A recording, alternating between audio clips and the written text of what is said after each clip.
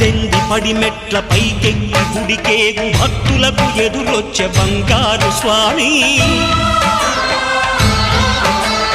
ఇరుముడులు స్పృశించి శుభమనుచు దీవించి జన బృందముల చేరే జగమేలు స్వామి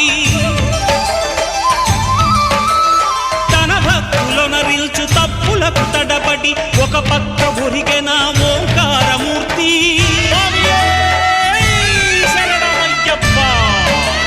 స్వాములందరూ తనకు సాయము కాగా ధీమంతుడై లేచే ఆ కన్య స్వామి